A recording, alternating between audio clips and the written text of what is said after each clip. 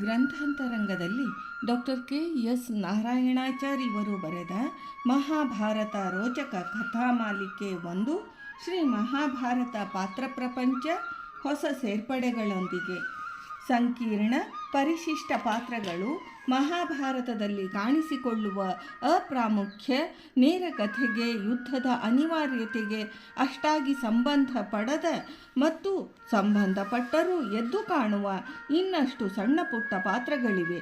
ಅವನ್ನು ಇಲ್ಲಿ ಸ್ಮರಿಸಿ ಈ ಗ್ರಂಥವನ್ನು ಬೆಳೆಸಿ ಮುಗಿಸುವುದು ಉಚಿತವಾದೀತು. 17ನೇಯ ಅಧ್ಯಾಯ ಜರಾಸಂಧ. ಕೃಷ್ಣ ಭೀಮಾರ್ಜುನರು ಜರಾಸಂಧನನ್ನು ಯುದ್ಧ ಭಿಕ್ಷೆ ಕೇಳಿದಾಗ ಅವನು ಗಹಗಹಿಸಿ ನಗುತ್ತಾನೆ. ಉಳಿದವರು ಯಾರು ಎಂದು ಕೇಳಿ ಭೀಮಾರ್ಜುನರೆಂದು ತಿಳಿದಾಗ ಅವನ ಕೋಪ ಉಕ್ಕೇರುತ್ತದೆ. ನಾನೇನು ನಿಮಗೆ ಅಪಕಾರ ಮಾಡಿದ್ದೆ? ಈಗೇಕೆ ಯುದ್ಧ ಭಿಕ್ಷೆ?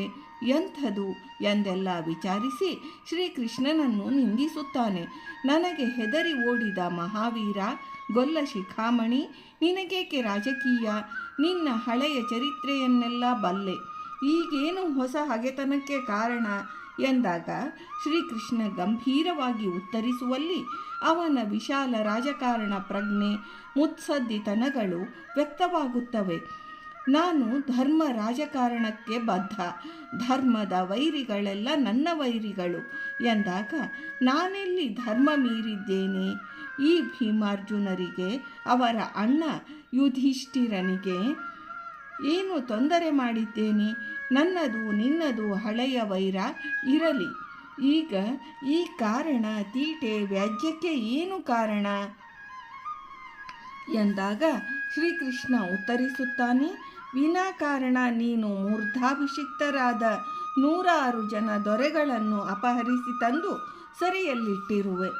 ಅವರು ತಮ್ಮ ಕೊನೆಯ ದಿನಗಳನ್ನೆಣಿಸುತ್ತಾ ಕಾಲ ಕಳೆಯುತ್ತಿದ್ದಾರೆ. ಅವರನ್ನು ತಲೆ ಕತ್ತರಿಸಿ ಶಂಕರನಿಗೆ ರುಂಡಮಾಲೆಯನ್ನು ಅರ್ಪಿಸುವ ನಿನ್ನ ಕುಕೃತ್ಯ, ನಿನ್ನ ಅಧರ್ಮದ ಬಯಕೆ ನನಗೆ ಗೊತ್ತಿದೆ. ಇದು ಅಶಾಸ್ತ್ರೀಯ. ಅವರನ್ನು ಸೆರೆಯಿಂದ ಬಿಡುಗಡೆ ಮಾಡು. ಹಾಗೂ ಯುಧಿಷ್ಠಿರ ಮಾಡ ಹೊರಟಿರುವ ರಾಜಸೂಯ ಯಾಗಕ್ಕೆ ಕಾಣಿಕೆ ಇತ್ತು ಅವನ ಧರ್ಮ ಛತ್ರದಡಿ ಬದುಕಲು ಒಪ್ಪು. ಇಲ್ಲವಾದರೆ ನಮ್ಮ ಮೂವರಲ್ಲಿ ಯಾರೊಬ್ಬರೊಡನಾದರೂ ಹೋರಾಡಿ ಗೆಲ್ಲು ಎಂಬ ಸವಾಲು ಕೇಳಿ ಜರಾಸಂಧ ಕುಪಿತನಾಗುತ್ತಾನೆ. ತನ್ನ ದುಷ್ಟ ಮಹತ್ವಾಕಾಂಕ್ಷೆ ಹೀಗೆ ಬಯಲಾದೀತೆಂದು ಅವನು ಎಣಿಸಿರಲಿಲ್ಲ. ನಾನುಂಟು, ಆ ದೊರೆಗಳುಂಟು, ನೀನಾರು ಕೇಳಲು ಎಂಬ ಅವನ ಉದ್ಧಟತನದ ಪ್ರಶ್ನೆಗೆ ಶ್ರೀಕೃಷ್ಣ ತನ್ನದು ಧರ್ಮದ ಉದ್ಧಾರದ ಸಂಕಲ್ಪವೆಂದೂ ಅದರಲ್ಲಿ ವೈಯಕ್ತಿಕ ಪ್ರಶ್ನೆಗಳಿಗೆ ಅವಕಾಶವಿಲ್ಲವೆಂದೂ ಉತ್ತರಿಸುವ ಭಾಗ ಮೂಲ ಭಾರತದಲ್ಲಿ ರೋಚಕವಾಗಿದೆ. ಧರ್ಮ ಸಂಸ್ಥಾಪನೆಯ ಗುರಿ ತನ್ನದು ಎಂಬ ಗೀತಾವಾಕ್ಯಕ್ಕೆ ಇಂಥಲ್ಲೆಲ್ಲ ತುಂಬ ಪುಷ್ಟಿ ಮಹಾಭಾರತದುದ್ದಕ್ಕೂ ಸಿಗುತ್ತದೆ. ಜರಾಸಂಧ ಸಂಧಿಗೆ ಬರಲಾರ ಎಂಬುದು ಮೊದಲೇ ಗೊತ್ತಿತ್ತು. ಆ ಅವಕಾಶವನ್ನು ಶ್ರೀಕೃಷ್ಣ ಇತ್ತದ್ದು ಇಲ್ಲಿನ ಡಿಪ್ಲೊಮಸಿ, ಮುತ್ಸದ್ದಿತನ. ಗೀತೆಯ 16ನೇ ಅಧ್ಯಾಯದ ಅಸುರಿ ಯೋಗದ ಲಕ್ಷಣಗಳಿಗೆಲ್ಲ ಜರಾಸಂಧ ಉತ್ತಮ ಉದಾಹರಣೆ. ಅಂಥವರನ್ನು ನೆನೆಸಿಯೇ ಈ ಅಧ್ಯಾಯ ಅವತರಿಸಿರಬೇಕು. ಬೇರೆ ಉಪಾಯಗಾಣದೆ ಬ್ರಾಹ್ಮಣ ಪೂಜೆ, ಯಜ್ಞ, ದಾನ, ಆಡಂಬರ ಎಂಬ ಎಲ್ಲ ಢೋಂಗಿ ಇಂದಿನ ಸೆಕ್ಯುಲರಿಸ್ಟರ ರೀತಿಯಲ್ಲಿ ವಿಫಲವಾಗಿ ಜರಾಸಂಧ ಯುದ್ಧಕ್ಕೆ ನಿಲ್ಲಬೇಕಾಯಿತು. ಗೊಲ್ಲ, ನೀನು ಹೇಳಿ ನನ್ನ ಕಂಡು ಓಡಿ ಹೋದವನು. ಈ ಅರ್ಜುನ ಇನ್ನೂ ಎಳೆಯ, ಭೀಮನೇ ನನಗೆ ಸರಿಸಾಟಿ ಎನ್ನುತ್ತಾ ಗದೆಯನ್ನು ಅವನಿಗಿತ್ತು ತಾನೂ ಒಂದನ್ನು ಆರಿಸಿಕೊಂಡು ನಡೆದ. ಈ ದ್ವಂದ್ವ ಯುದ್ಧವನ್ನು ಅನೇಕ ದಿನಗಳ ಕಾಲ ನಡೆಯುತ್ತದೆ. ತಿಥಿ, ವಾರ, ನಕ್ಷತ್ರ, ಮಾಸಾದಿ ವಿವರಗಳನ್ನು ವ್ಯಾಸರು ಇತ್ತಿದ್ದನ್ನು ಈ ಹಿಂದೆ ತೋರಿಸಿಯಾಗಿದೆ. ಭೀಮಶಕ್ತಿ ಕಡಿಮೆಯಾಗುತ್ತಾ ಬಂದಾಗ ಅವನು ವಾಯುಪುತ್ರನೆಂಬುದನ್ನು ಅರ್ಜುನನಿಗೆ ತಿಳಿಸುವ ನೆಪದಲ್ಲಿ ಪರೋಕ್ಷವಾಗಿ ಶ್ರೀಕೃಷ್ಣ ಅವನ ಶಕ್ತಿ ವೃದ್ಧಿಗೆ ಉತ್ತೇಜನ ನೀಡುತ್ತಾನೆ.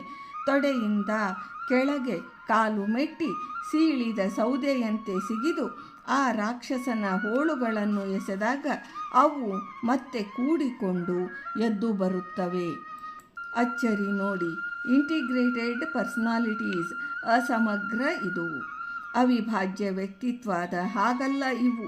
ತಾತ್ಕಾಲಿಕ ಒಡಂಬಡಿಕೆಗಳು, ಅವಿಚಾರಿತ ಮತ ಪ್ರಣಾಳಿಗಳು, ಆಯಾ ಕಾಲದಲ್ಲಿ ಲಾಭ ನಷ್ಟ ಲೆಕ್ಕಾಚಾರದ ಒಕ್ಕೂಟಗಳು. ಅವುಗಳ ಅಧಿಪತಿಗಳು ಸೇನಾಡಳಿತ ಮಾದರಿಯ ರಾಷ್ಟ್ರಗಳ ನಾಯಕರು. ಅವು ಅಂಥ ರಾಜಕಾರಣವೂ ಎಲ್ಲಕ್ಕೂ ಜರಾಸಂಧ ಅರ್ಹೆಟಲಿಸ್ ಎಕ್ಸಾಂಪಲ್, ಸಾರ್ವಕಾಲಿಕ ಸಾಂಕೇತಿಕ ಉದಾಹರಣೆ. ಪೊಲಿಟಿಕಲ್ ರೀಜನ್ಸ್ ಎಂಬವು ಇವೆ. ಹಾಗೆಂದರೇನು? ಧರ್ಮ, ಅರ್ಥ, ಕಾಮ, ಮೋಕ್ಷಗಳೆಂಬ ಪುರುಷಾರ್ಥಗಳು ಸ್ಕೇಲ್ಸ್ ಆಫ್ ವ್ಯಾಲ್ಯೂಸ್ ಇದ್ದದ್ದು. ಈ ಕಲ್ಪನೆ ಇರುವುದು ಭಾರತ ದೇಶದಲ್ಲಿ ಮಾತ್ರ. ಇಲ್ಲಿ ಸಂಕರ ಸಲ್ಲದು, ಭೇದ ಅನಿವಾರ್ಯ. ಅರ್ಥವೆಂಬುದು ರಾಜಕಾರಣದಲ್ಲಿ ಸೇರುತ್ತದೆ. ಮನುಷ್ಯವತಿ ಭೂಮಿ ತಸ್ಯ ಲಾಭ ಪಾಲನಂ ಎನ್ನುತ್ತದೆ ಕೌಟಿಲ್ಯನ ಅರ್ಥಶಾಸ್ತ್ರ. ಮನುಷ್ಯರು ವಾಸಿಸುವ ಭೂಮಿ, ರಾಜ್ಯದ ಲಾಭ, ಅದರ ರಕ್ಷಣೆಯ ಶಾಸ್ತ್ರ, ಪೊಲಿಟಿಕಲ್ ಎಂಬುದರಲ್ಲಿ ಸೇರುತ್ತದೆ. ಇಲ್ಲೂ ಧರ್ಮ ಎಂಬ ನ್ಯಾಯಾಧಾರಿತ ಬಂಧನ ಬೇಕು. ಸ್ವೇಚ್ಛಾಚಾರ ಸಲ್ಲದು. ಕಾಮ ಎಂಬುದು ಎಲ್ಲೂ ವೈಯಕ್ತಿಕ, ಕೌಟುಂಬಿಕ, ಸಾಮಾಜಿಕ ಶ್ರೇಣಿಯಲ್ಲಿಯೂ ಸಲ್ಲುತ್ತದೆ. ಇದರ ರಕ್ಷಣೆ, ಅನುಭವ, ಸ್ವಾತಂತ್ರ್ಯದ ರಕ್ಷಣೆ ರಾಜ್ಯ ನಿರ್ವಾಹಕರ ಹೊಣೆಯಲ್ಲೇ ಬಂದು ಇಲ್ಲೂ ಧರ್ಮದ ರಕ್ಷೆಯಾಗಿರಬೇಕೆಂಬುದು ಭಾರತೀಯ ಶಾಸ್ತ್ರಗಳು ಹೇಳುತ್ತವೆ.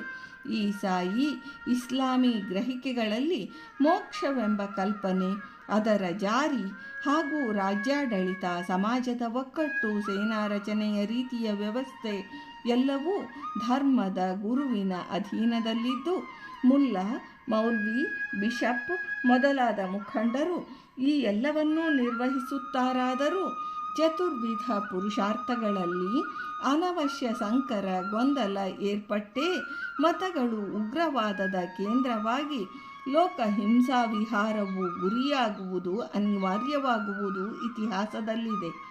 ಆದುದರಿಂದ ಜರಾಸಂಧನ ಸಂಧಿತ ಜಾಯಿಂಟೆಡ್ ವ್ಯಕ್ತಿತ್ವದ ಸಂಕೇತದಲ್ಲಿ ಈ ತೆರನ ಗೊಂದಲಗಳಿಗೆ ಒಂದು ಸಂಕೇತವಿರುವಂತಿದೆ. ಬಿಳಿಯರು ಎರಡನೆಯ ಮಹಾಯುದ್ಧಾನಂತರ ಒಡೆದ ಪೂರ್ವ ಪಶ್ಚಿಮ ಜರ್ಮನಿ, ಉತ್ತರ ದಕ್ಷಿಣ ಕೊರಿಯಾ, ಜಪಾನಿನ ತುಂಡುಗಳು, ತೈವಾನ್ ಚೀನಾ ವಿಭಾಗಗಳು ಎಲ್ಲ ಈ ಜರಾಸಂಧನ ಪ್ರತೀಕಗಳೇ. ಭಾರತದಲ್ಲಿ ನಡೆದ ವಂಗಭಂಗ, ಪಂಜಾಬ್ ವಿಭಜನೆಗಳೂ ಸಹ ಇಲ್ಲಿ ಧರ್ಮವೋ ಮೋಕ್ಷವೋ ಇಲ್ಲದ ಒಂದು ಬರ್ಬರ ರಾಜಕೀಯದ ಆಟ ಗೋಚರವಾಗುತ್ತದೆಯಲ್ಲವೇ?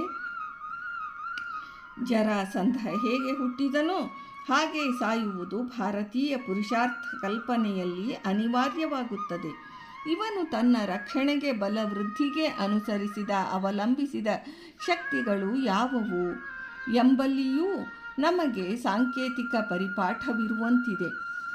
ಒಂದು, ಅವನಲ್ಲಿ ಮೊದಲಿಗಿದ್ದುದು ಒಟ್ಟಿಗೆ 23 ಅಕ್ಷೋಹಿಣಿ ಸೇನೆ. ಅಂದರೆ ಆಮೇಲೆ ನಡೆದ ಮಹಾಭಾರತ ಯುದ್ಧದ ಕೌರವ ಪಾಂಡವರ ಸೇನೆಗಿಂತ ಹೆಚ್ಚು ಇವನೊಬ್ಬನಲ್ಲೇ ಕಾನ್ಸಂಟ್ರೇಟೆಡ್ ಮಿಲಿಟರಿ ಪವರ್ ಇತ್ತು. ಸೇನಾ ಬಲವನ್ನು ಧರ್ಮಕ್ಕಿಂತ ದೈವಕ್ಕಿಂತ ನಂಬಿದ ರಾಕ್ಷಸ ಇವನು. ಪಾಕ್, ಚೀನಾ, ಐರೋಪ್ಯರ ದಾರಿ ಶ್ರೀಕೃಷ್ಣನೊಬ್ಬನೇ. ಇವನು ಮಥುರೆಯ ಮೇಲೆ ದಂಡೆತ್ತಿ ಬಂದ 17 ಸಲವೂ ಒಂದೊಂದು ಅಕ್ಷೋಹಿಣಿಯಷ್ಟು ನಾಶ ಮಾಡಿದ್ದ. ಆಮೇಲೆ ದ್ವಾರಕಾ, ಉತ್ತರಣ, ಮಥುರಾ ಪರಿತ್ಯಾಗಗಳು. ಇನ್ನುಳಿದ ಅಕ್ಷೋಹಿಣಿಯನ್ನು ಇವನು ನಂಬಿರಲಿಲ್ಲ. ನರಮಾಂಸ ಭಕ್ಷಕವಾಗಿದ್ದ ಎತ್ತುಗಳನ್ನು ಸಾಕಿದ್ದ. ಕಂಸನು ವಿಷಕನ್ಯೆಯರನ್ನು ಬೆಳೆಸಿದ್ದನಂತೆ. ಇವನು ಅವಕ್ಕೆ ನರಮಾಂಸ ತಿನ್ನಿಸಿ ಕೊಬ್ಬಿಸಿ ಬೆಳೆಸಿದ್ದವು. ಸತ್ತ ಮೇಲೆ ಅವುಗಳ ಚರ್ಮದಿಂದ ನಗಾರಿಗಳನ್ನು ಮಾಡಿಸಿದ್ದ. ಹೆಸರಿಗೆ ಶಿವಭಕ್ತ. ಅವನಲ್ಲಿ ಅಭೇದ್ಯವಾದ ದೈವದತ್ತವಾದ ರಥವಿತ್ತು. ಇವನ ರಾಜಧಾನಿ 5 ಬೆಟ್ಟಗಳ ನಡುವೆ ಗಿರಿವೃಜ ಎಂಬಲ್ಲಿ ಇತ್ತು. ವೈಹಾರ, ರಿಷಭ, ವಾರಾಹಿ, ಋಷಿಗಿರಿ ಮತ್ತು ಚೈತ್ಯಕ ಎಂಬಲ್ಲಿ ಇತ್ತು. ಅಭೇದ್ಯ ಕೋಟಗಳು, ಅಲ್ಲಲ್ಲಿ ನಾಗಾ ವಸತಿಗಳು ಇದ್ದವು. ಅಂಶಾವತರಣ ಪರ್ವದಲ್ಲಿ ಇವನು ಹಿಂದಣ ವಿಪ್ರಚಿತ್ತಿ ಎಂಬ ಅಸುರನ ಮಾನುಷ ಪುನರಾವರ್ತನೆ ಎಂದು ಹೇಳಿದೆ. ಇಂಥವನು ಮಹಾಭಾರತ ಯುದ್ಧ ಕಾಲದವರೆಗೆ ಬದುಕಿದ್ದರೆ ಅವನು ಕೌರವ ಪಾಂಡವರನ್ನು ಮುಗಿಸಿ ಏಕಮೇವ ಛತ್ರಪತಿಯಾಗುತ್ತಿದ್ದ ಎಂಬಲ್ಲಿ ಸಂದೇಹ ಬೇಡ. ಯುಧಿಷ್ಠಿರನ ರಾಜಸೂಯ ಯಾಗಕ್ಕೆ ದೊಡ್ಡ ಅಡ್ಡಿಯಾಗಿದ್ದವನೇ ಇವನು ಎಂದು ಜಾಣ ಕೃಷ್ಣ ಕಂಡೇ ಇವನ ನಿಗ್ರಹಕ್ಕೆ ಬದ್ಧನಾದ. ಇವನ ಸೇನಾಪತಿಗಳಿಬ್ಬರು ಅಜೇಯರಿದ್ದರು. ಹಂಸ, ಡಿಂಭಕ ಎಂಬುವರು. ತಮ್ಮಿಂದಲೇ ಹೊರತು ಬೇರಾರಿಂದಲೂ ಮೃತ್ಯು ಬಾರದಿರಲೆಂದು ವರ ಪಡೆದಿದ್ದವರು. ಹಂಸ ಸತ್ತ ಎಂಬ ಸುಳ್ಳು ಸುದ್ದಿ ಕೇಳಿ ಡಿಂಭಕ ನೀರಿಗೆ ಬಿದ್ದು ಸತ್ತ. ಆಗಿನ್ನೂ ಬದುಕಿದ್ದ ಹಂಸ ಡಿಂಭಕ ಹೋದ ಮೇಲೆ ನಾನೇಕೆ ಬದುಕಿರಲಿ ಎನ್ನುತ್ತಾ ಇವನೂ ನೀರಿನಲ್ಲಿ ಮುಳುಗಿ ಸತ್ತ. ಈ ತಂತ್ರ ಮಾಡಿದವನೂ ಶ್ರೀಕೃಷ್ಣ. ರಾಜಸೂಯ ಸಮಾಲೋಚನೆಯ ಕಾಲದಲ್ಲಿ ತಾನೇ ಇದನ್ನು ಯುಧಿಷ್ಠಿರನಿಗೆ ಹೇಳುತ್ತಾನೆ. ಜರಾಸಂಧ ಬದುಕಿದ್ದರೆ ಅವನು ಚಕ್ರವರ್ತಿಯಾದಾಗ ಸಮಸ್ತ ಭಾರತ ಸೇನೆಗೂ Shishupala chief commander of army ಆಗುತ್ತಿದ್ದ. ಶಾಡೋ ಮಿನಿಸ್ಟ್ರಿ ಎನ್ನುತ್ತಾರಲ್ಲ, ಆ ಲೆಕ್ಕದಲ್ಲಿ. ಅವನ ಕೆಳಗೆ ಆಗ ಬದುಕಿದ್ದರೆ ಕಂಸ, ಇನ್ನಿತರರು. ಇದೆಲ್ಲ ಶ್ರೀಕೃಷ್ಣನಿಗೆ ತಿಳಿದೇ ಪ್ರಧಾನ ಕಂಟಕವನ್ನು ಭೀಮನಿಂದ ಕಿತ್ತೆಸೆದದ್ದು. ಜರಾಸಂಧ ಸತ್ತ ಮೇಲೆ ಅವನ ಮಗ ಸಹದೇವನಿಗೆ ಅದೇ ಮಗಧಕ್ಕೆ ಪಟ್ಟಾಭಿಷೇಕ ಮಾಡಿ ಅವನು ಧರ್ಮರಾಜನಿಗೆ ಅಧೀನನಾಗಿ ನಿಷ್ಠನಾಗಿ ನಡೆದುಕೊಳ್ಳುವಂತೆಯೂ ಶ್ರೀಕೃಷ್ಣ ಏರ್ಪಡಿಸಿದ. ಪಾಂಡವರ ಕಡೆ ಯುದ್ಧದಲ್ಲಿ ಗಟ್ಟಿಯಾಗಿ ನಿಂತ 7 ಅಕ್ಷೋಹಿಣಿ ಸೇನೆಯಲ್ಲಿ ಈ ಸಹದೇವನದೂ ಒಂದು. ಇದೆಲ್ಲ ಶ್ರೀಕೃಷ್ಣನ ದೂರದ ಲೆಕ್ಕಾಚಾರ. ಅಜೇಯನಾಗಿದ್ದ ಜರಾಸಂಧ ಇಷ್ಟು ಹೀನಾಯವಾಗಿ ಸಾಯುತ್ತಾನೆಂದು ಯಾರೂ ಭಾವಿಸಿರಲಿಲ್ಲ. ಇಷ್ಟು ಭಯಂಕರ ಮಹತ್ವಾಕಾಂಕ್ಷಿಯ ಸಾವಿನಲ್ಲಿ ಭೀಷ್ಮ ದ್ರೋಣರಿಗೂ ಕೌರವರಿಗೂ ಕೊನೆಗೆ ಶಕುನಿಗೂ ಏನೂ ಅರ್ಥ ಆಗಲಿಲ್ಲ. ಮಂಕು ಕಾರ್ಯಾಂತದಲ್ಲಿ ಮಾತ್ರ ಪ್ರಯೋಜನ ತಿಳಿಯುವ ಪ್ರಬುದ್ಧ ರಾಜಕಾರಣ ಇದು. ಇಂಥದನ್ನೇ ಮುಂದೆ ಕೌಟಿಲ್ಯನೂ ಅನುಸರಿಸಿದ್ದು. ಜರಾಸಂಧನಿಗೆ ಕಂಸನ ಸಾವಿನಲ್ಲೂ ಭಯವಾದರೂ ಗೊಲ್ಲ ಹುಡುಗ ಏನು ಮಾಡಿಯಾನು ಎಂಬ ಉಪೇಕ್ಷೆ ಇದ್ದರೂ ಭಯ ನಿವಾರಣೆಗಾಗಿ 17 ಸಲ ಮಥುರೆಯ ಮೇಲೆ ದಂಡಯಾತ್ರೆ ಮಾಡಿದ್ದ.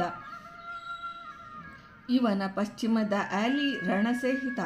ಕಾಲಯವನನ್ನು ಶ್ರೀಕೃಷ್ಣ ಮುಚುಕುಂದನದ್ದು ಎಂಬ ಗುಹೆಯಲ್ಲಿ ಸುಡಿಸಿದ್ದು ಜರಾಸಂಧನ ಹೆಚ್ಚಿನ ನಾಡಿ ಬಡಿತಕ್ಕೆ, ಹೃದಯ ನೋವಿಗೆ ಕಾರಣವಾಗಿರಬೇಕು. ಇವನ ಸಂಹಾರ ಮುಂದಿನ ಧರ್ಮರಾಜ್ಯ ಸ್ಥಾಪನೆಗೆ ಅಷ್ಟು ಮುಖ್ಯವಾಗಿತ್ತು ಎಂದು ಈಗ ತಿಳಿದೀತು ಅಲ್ಲವೇ? ಜರಾಸಂಧನ ಪಾತ್ರದ ಪರಿಚಯವನ್ನು ಇಲ್ಲಿಗೆ ಮುಗಿಸೋಣ.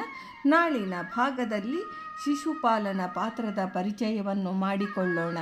ಇಂದಿನ ಈ ಭಾಗವನ್ನು ವೃಂದಾವನ ವಿಹಾರಿ ಶ್ರೀಕೃಷ್ಣನಿಗೆ ಸಮರ್ಪಣಾ ಮಾಡ್ತೇನೆ.